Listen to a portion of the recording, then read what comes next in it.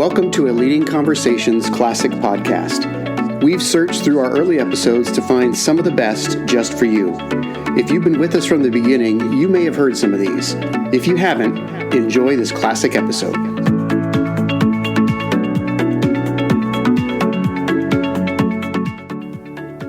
Welcome to the Leading Conversations podcast, sponsored by the Excel Leadership Network. On each episode, JD Pairing will have conversations with church planting pastors and leaders from around the country. You can learn more about how to connect with Excel at the end of this podcast. Let's join JD now and listen in on this leading conversation.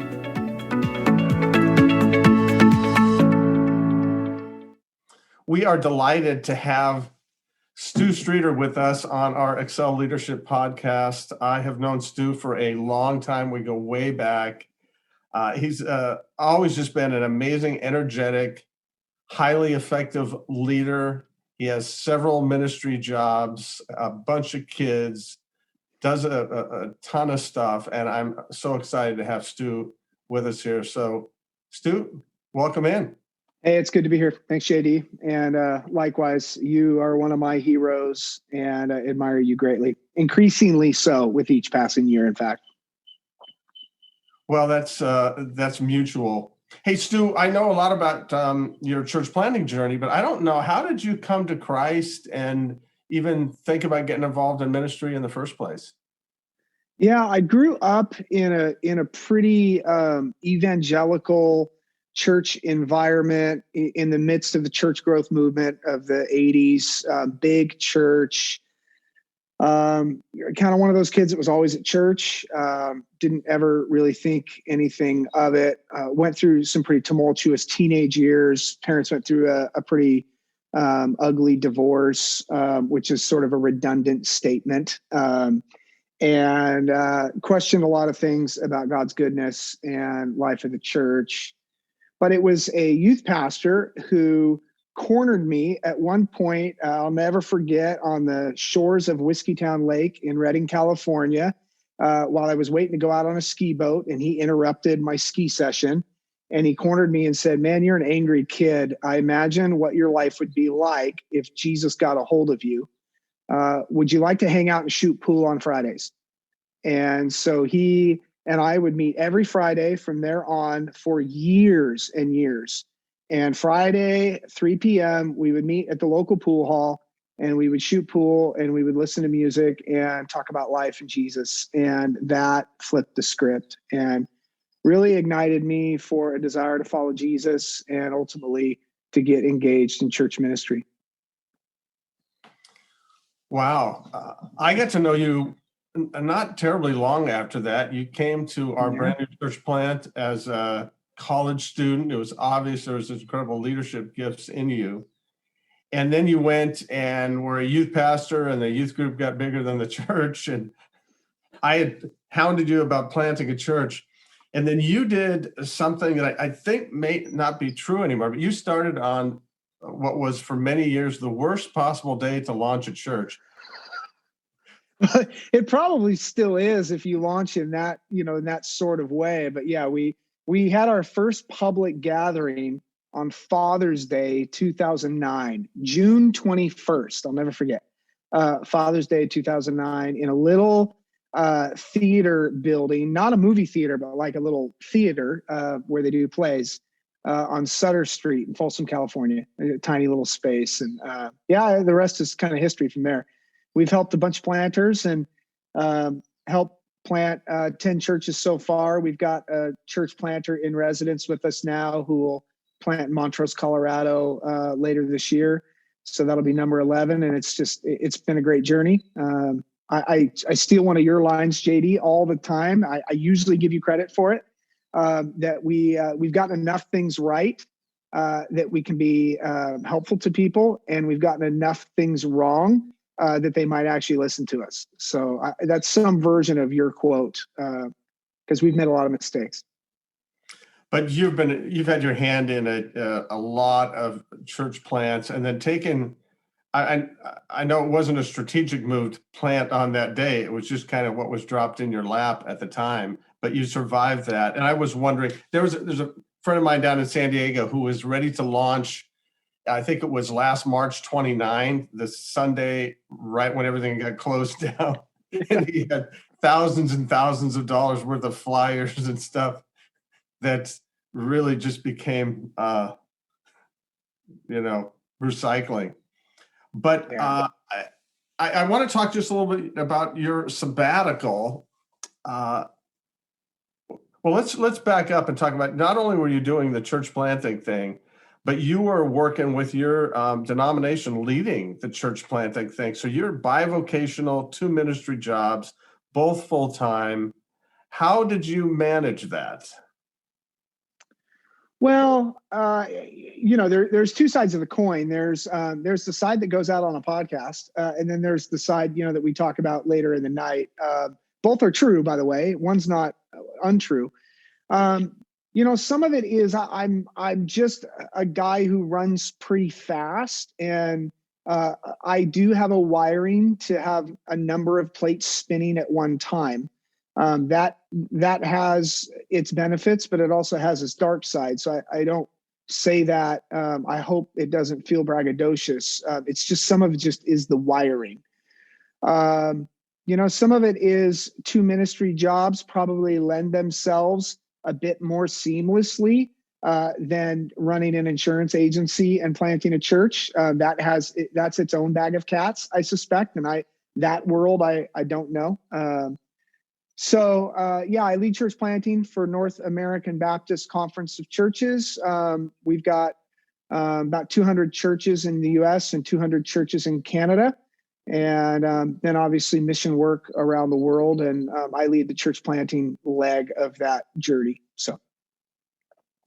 Well, back to that sabbatical, as somebody who runs pretty fast, has high energy, you're doing both of these jobs for a number of years, doing them really well, 2 full-time jobs.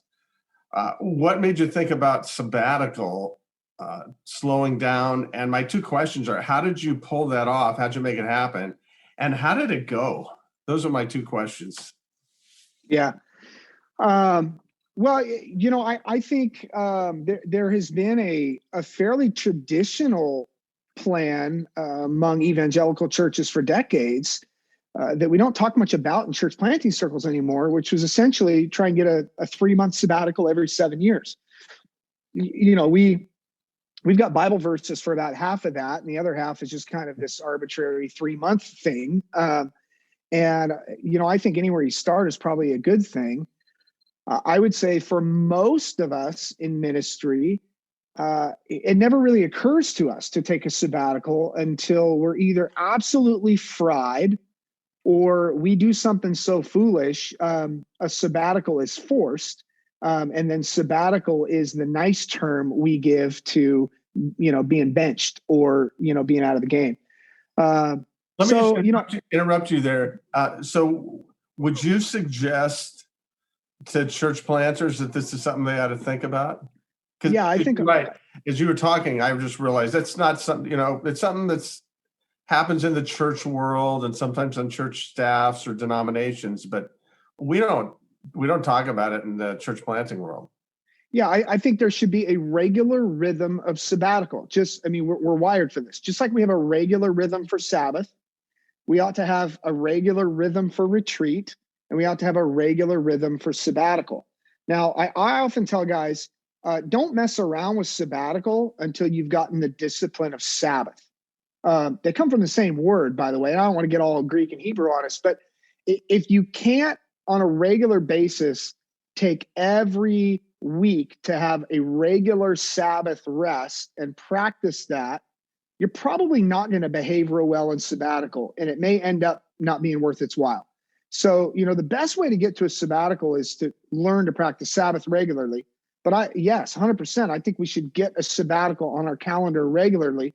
Work with your leadership team. You'll figure out the rhythm that works best for you. Maybe it's 1 month every 3 years. Maybe it's 3 months every 5 or every 7, or, like I say, we kind of, we find Bible verses to support some of that. And I think some of that can be helpful. But I think the most important thing there is getting a regular rhythm of it, because you will always, as a planter, have a reason to not take a break. So how did you do that? I know that you have protected Fridays. if I text or call you on Friday, I'm never going to get an answer until, I don't know, Saturday or Monday. How did you put that into your life? The day off? I think for me, it was probably more out of necessity and less out of, some deep spiritual discipline. Because I run hard and fast and have lots of plates spinning all the time, the crash was probably more imminent for me if I didn't build that in. Because I never run out of stuff to do, like the rest of us never run out of stuff to do.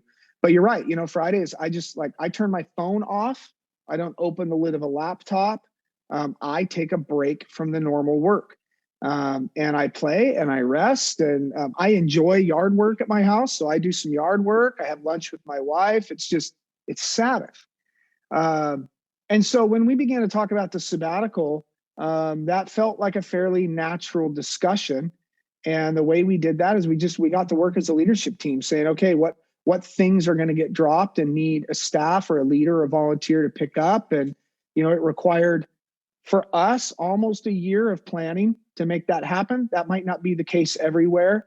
But what I will say is you're not going to decide today to do a sabbatical and be able to get the thing pulled off in a month from now, probably, and come back and be welcomed with a hug. It's going to require quite a bit of work on the front end to get that ready. And we've got all kinds of documents we created for that, and a big planning document that we wrote. I'm happy to share that with any of you guys. So anybody here with us live or those on the podcast, you can send me an email, and I'm assuming that'll be in the show notes. Otherwise, it's just stu@disciples.church. stu@disciples.church, STU. I can send you all that stuff. Happy to do that. Well, thank you. And you're just coming back from sabbatical now. So how did it go? It was good. I've been back about 2 weeks now. It was an excellent time away. It was a time of really good soul searching and quietness before the Lord. It was a time more than anything of forced intentional obscurity. And that is part of the rhythm of the gift of Sabbath. And that is part of the rhythm and gift of sabbatical that we don't talk about as often. Rest was very important, absolutely. Rejuvenation was great. Time with God was incredible. But one of the amazing things that happened in there was just this intentional obscurity that we don't do too much with.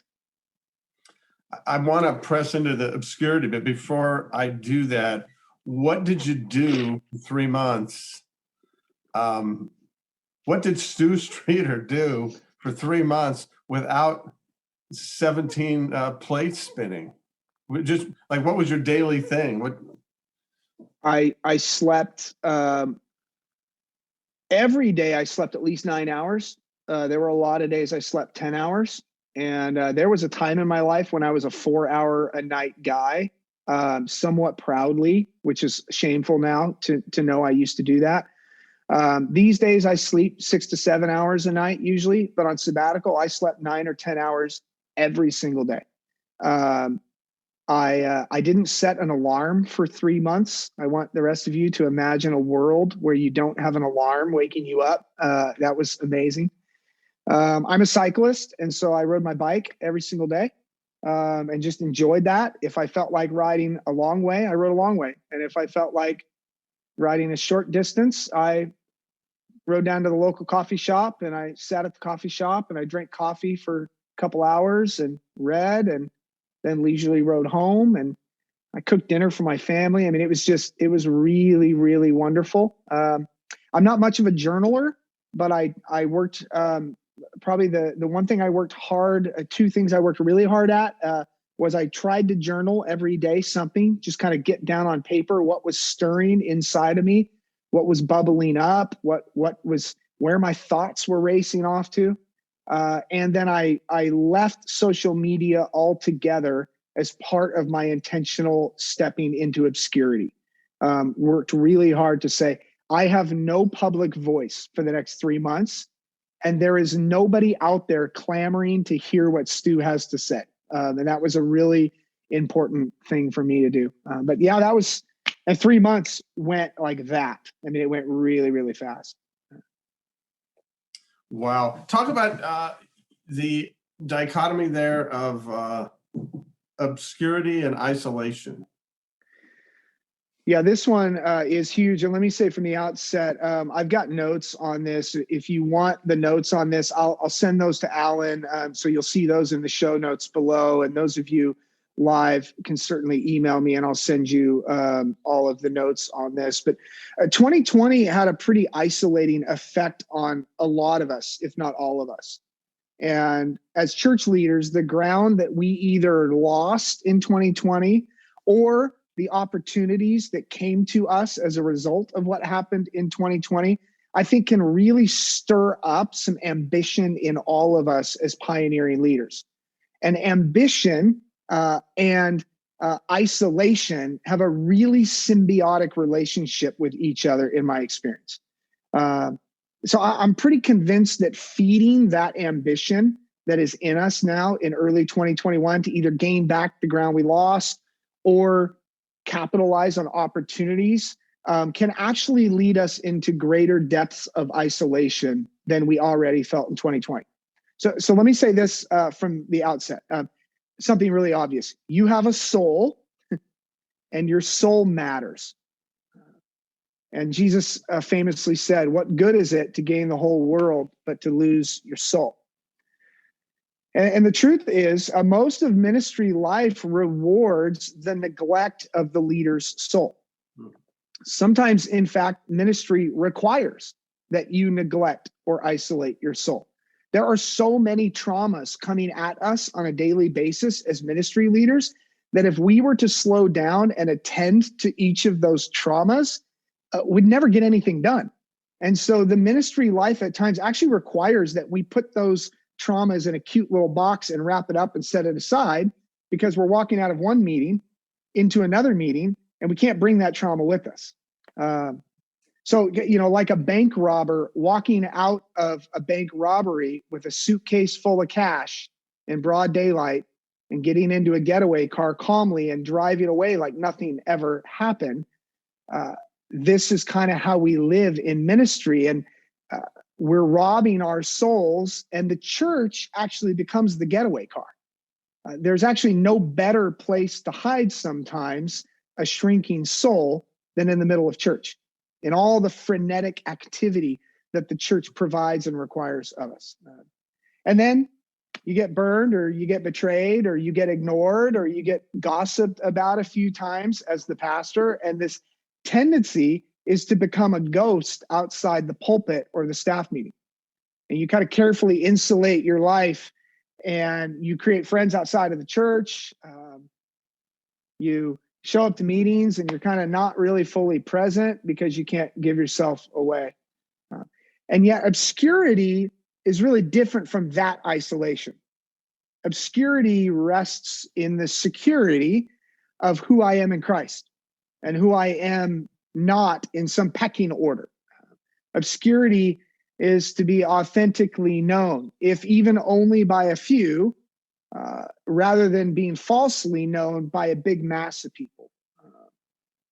Obscurity provides us with the opportunity to see the other in a room rather than trying to maneuver around a room to be known by the right person. And finally, obscurity is typically marked by a total lack of hurry. Whereas isolation, and when we're in isolation, we find ourselves rushing around either to be seen or rushing around to remain hidden. In fact, there's a book written called Embracing Obscurity in Light of God's Everything. And in there, the author writes, the trouble with you and me and the rest of humanity is not that we lack self-confidence, as we are told by the world. But the trouble is that we have far too much self-importance. The thought of being just another of the roughly 100 billion people to have ever graced this planet actually offends us, whether we realize it or not. We have such a high opinion of ourselves that to live and die unnoticed seems a grave injustice. So a couple of things here that I found in sabbatical to really help me lean into obscurity and yet be known and resist isolation, which is my temptation. A couple things here. Isolation feels great in the short run. You isolate and you're safe and you can't be hurt, but it is deadly to our souls in the long run. Obscurity, conversely, is really scary in the short run, but it actually gives our soul life. I actually think that obscurity is a leader's secret sauce to longevity. And here's why, all this is true is Israel had the wilderness. David had his time of running from Saul, and Jesus had the desert. And in Matthew chapter 4, we see Jesus wrestling with the enemy of our souls over power, fame, and security. And at the root of all this was his desire to lean into obscurity and not be isolated. So a couple practicals. Let me give you just two little practical steps here on this. Practical step one is this: focus on being aware being more aware, and think less about your own internal ambition. Because I really believe that ambition is the driver to isolation. Ambition will always lead us to greater isolation. I think we would all agree that God's kingdom is alive and well, and that COVID can't kill it, and that racial unrest can't stop it, and political division can't slow it down, or anything else 2021 throws at our churches. We serve a God who lives in perfect community, Father, Son, and Spirit. And just as the Father sent the Son, and the Son sends the Spirit is sending you and I, the church, made in his image, to announce that he is redeeming all of creation. To put it in a shorter phrase, C.S. Lewis writes in The Lion, the Witch, and the Wardrobe something to the effect of, Aslan is on the move. This idea that God's kingdom is on the move and we can't stop it. So we don't have to drive with ambition to make it happen. We just have to be aware. God, what are you up to? What are you doing today, God? What's happening? And then be aware of our own self in that as well. Let me skip ahead to number 2. There's lots more on number 1. I can send you the notes. And we'll end with this. This is great stuff, but we'll end with this one, okay? Yeah, great. Dallas Willard says, the main thing you bring the church is the person that you are becoming. That's what everybody will see. That's what will get reproduced. And that's what people believe. Arrange your life so that you're experiencing deep contentment, joy, and confidence in your everyday life with God. So this is that invitation to be aware and not be driven by ambition. So the second one in that is this practical step number 2. This is really, really simple. Take a minute at the end of each day and write down as many interactions as you can remember you had with people, and imagine how those people experienced you. Was I present? Was I patient? Were the fruits of the Spirit in me? Was I listening? Was I aware in the moment of how they were experiencing me? And I'll just be really vulnerable with you. I sat down, as I've been trying to practice this myself, at the end of yesterday, and I wrote down my day. And here's what I wrote down. I woke up early this morning before my alarm even went off, which was already set really early. And immediately I felt the pressure of all the deliverables I had to get out today. I raced from meeting to meeting. I realized at 3 p.m. for the first time all day how over-caffeinated I was and that I had not eaten anything all day long. Also, I realized that I had double booked myself at several points this week, and I had to eat crow and own that when I was rescheduling a whole bunch of stuff.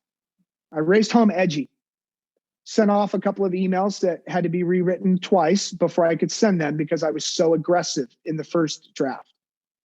I argued with a repairman at my house who was fixing something that he had already come to fix and was charging me for twice. And then I sent a snotty text to my family. I went for a bike ride and I posted my fastest time of my entire life up a nearby hill that I ride twice a week. This is no coincidence. All of that angst went right to the pedals. I came home, I ate dinner quickly, and then I went back to work until 9 p.m. until it hit me out of the blue, all that I had reverted to in one single day after sabbatical. Like this gravitational pull for me to feed my personal ambition was terribly isolating in my day. But conversely, when I carefully attend and I catch myself in and I lean into personal obscurity, I think I find a second set of questions. I change from the question of what can I get done today and how can I make a name for myself? And instead, I start looking over my calendar and asking God, what are you doing in that person's life today who am I about to meet with? Or God, where are you inviting me to join you on your mission today? Or how can I breathe life into this meeting today? And I really think that will change everything as Christ increases and we decrease. But I really believe ambition will remain the driver of isolation in 2021 if we're not careful and attend to it. Wow, that's really insightful, thoughtful, and helpful, Stu. Thanks for sharing all that stuff. Thanks for being who you are. I've experienced you in a good way today. You can put that in your journal tonight. Thanks for being here. Thanks, JD. Great to be with you. Thanks for joining the Leading Conversations podcast. We hope that you found it both helpful and encouraging. At Excel Leadership Network, our focus is on the church planter rather than the church.